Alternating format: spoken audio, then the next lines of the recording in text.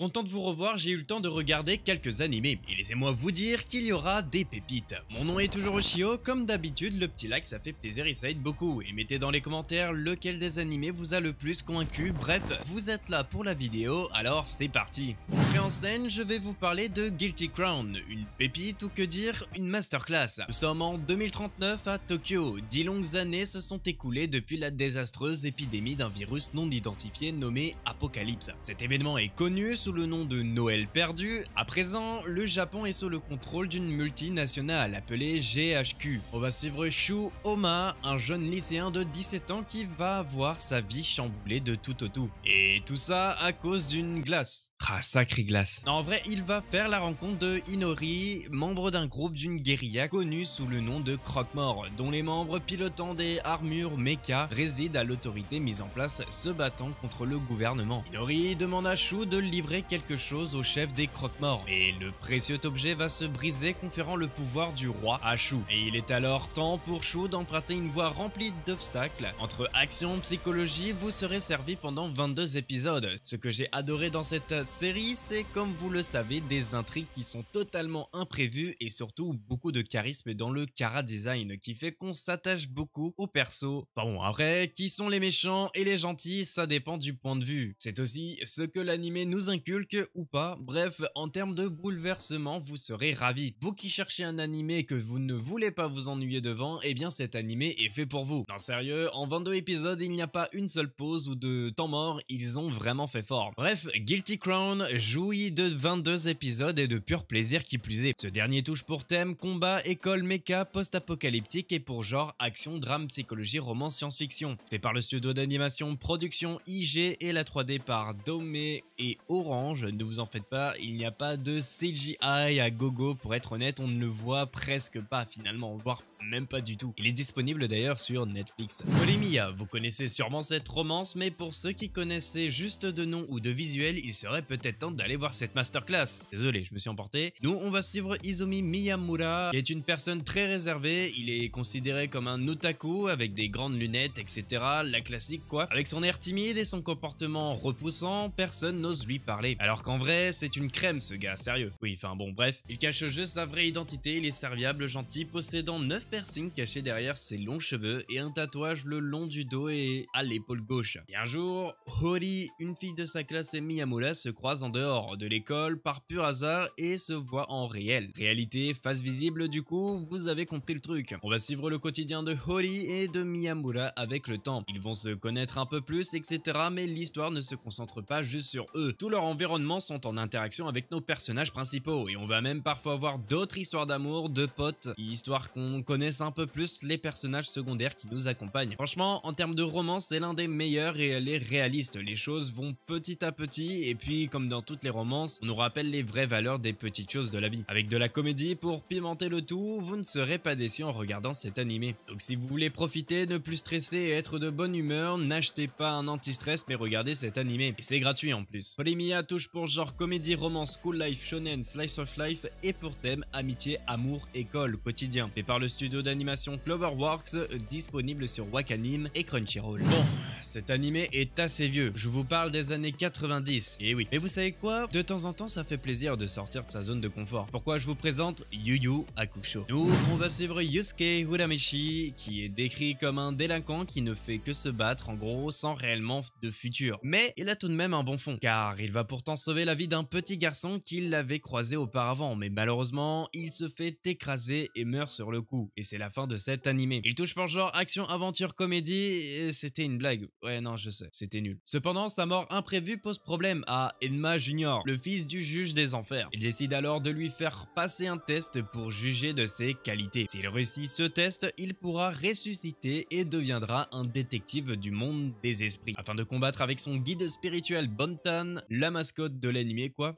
Je disais donc qu'il allait combattre tous les démons trouvés sur Terre. Des missions spectaculaires attendent Yusuke, qui découvre de puissants pouvoirs cachés en lui. Il se fera également de nombreux alliés tout au long de son périple, tels que Kulama, Kulala et Ce que j'en ai pensé maintenant de cet animé, car comme vous le savez, cet animé est vieux, donc parfois la fluidité laisse à désirer. Un début assez long, une qualité des années 90, bon jusque là vous allez me dire mais pourquoi tu nous présentes cet animé? Parce que malgré tous ces petits défauts, eh bien cet animé va vous faire vibrer, que ce soit dans l'histoire, surtout que vous en avez 4 saisons à découvrir, que ce soit dans l'univers de l'histoire ou encore le charisme des personnages qui je trouve sont très avant-gardistes. Cet animé est à voir si vous êtes un fan d'animé, car les animés récents c'est vachement cool, mais comme dit précédemment, sortir de sa zone de confort ça ne fait pas mal non plus. Le seul gros point négatif que je pourrais dire sur cet animé, c'est le fait que quand tu peux voir un ami se faire tuer, eh bien nos amis ne vont rien faire pour l'aider. Typiquement l'enjeu est mondial, mais les autres préfèrent rester là et ne rien faire. Un peu comme dans les jeux de combat, genre comme si c'était impossible qu'ils attaquent à plusieurs alors que bon l'enjeu est quand même assez grand. Bon bref, votre papy préféré Radot,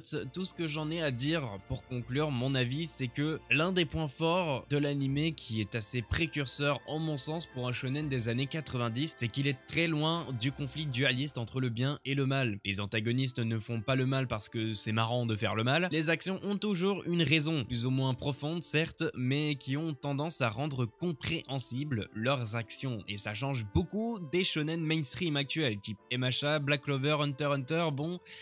je vais m'arrêter là. Et je précise que ce n'est que mon avis personnel. Il touche pour genre action, aventure, comédie, drame, horreur, épouvante, ninketsu, shonen, surnaturel. Et pour thème arts martiaux, combat, démons, tournoi, yokai. Fait par le studio d'animation Pierrot, disponible sur ADN ou Netflix. Et bah dis donc, on en a parlé sur cet animé, mais il le fallait. Bon, je vous avouerai que j'ai de plus en plus du mal à faire ce type de vidéo car je regarde des animés trop longs, sérieux.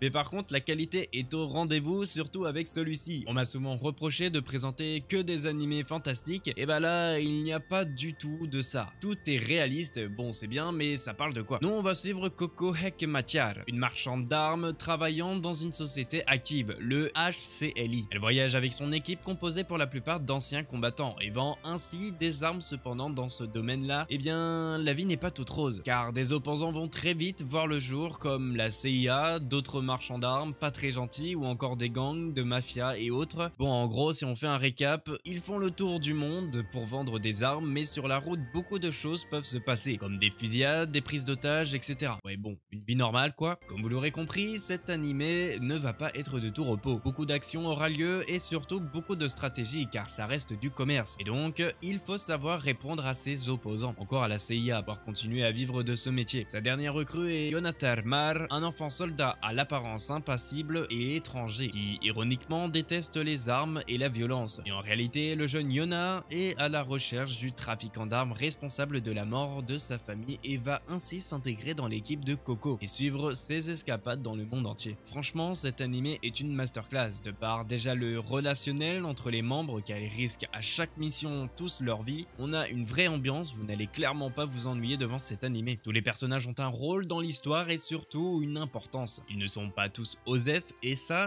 fait plaisir. De plus, dans cet animé, on ne suit pas réellement des antagonistes ou des protagonistes, car finalement, qui sont les méchants, qui sont les gentils, la CIA, les vendeurs d'armes, eh bien chacun a sa part d'obscurité. Ce n'est pas tout blanc, tout noir, en gros. Et au final, ça révèle bien la réalité. Pour la mention spéciale, il y a une OST, et même les OST en général sont masterclass, mais une OST en particulier qui est française dedans, et c'est du rap, voire même du slam, fait par Taku Iwasaki et Igor. Le titre c'est Ambition Mélodique si vous voulez voir. De toute façon, tous les liens sont dans la description. Les paroles concordent bien avec l'animé. De toute façon, je pense qu'avec toutes ces infos, vous ne pourrez qu'apprécier l'animé. A noter qu'il y a de la violence et de la nudité. Bon, en vrai, on s'y attendait quand même. Jormungand touche pour genre action, aventure, seinen et pour thème guerre militaire, organisation secrète, fait par le studio d'animation White Fox, disponible sur aucune plateforme légale malheureusement, mais je vous fais confiance. Et voilà mes petits loups, j'espère que les animés vous ont plu. N'oubliez pas le like, l'abonnement, le partage, etc. Tous les animés sont en description avec les sources, etc. si vous voulez plus de détails. Nous, on se dit à la semaine prochaine. Salut! 今何してるiPhone 誰感じてるだからパン通知ナイスナイスパーティーにしてパン I said 時間後に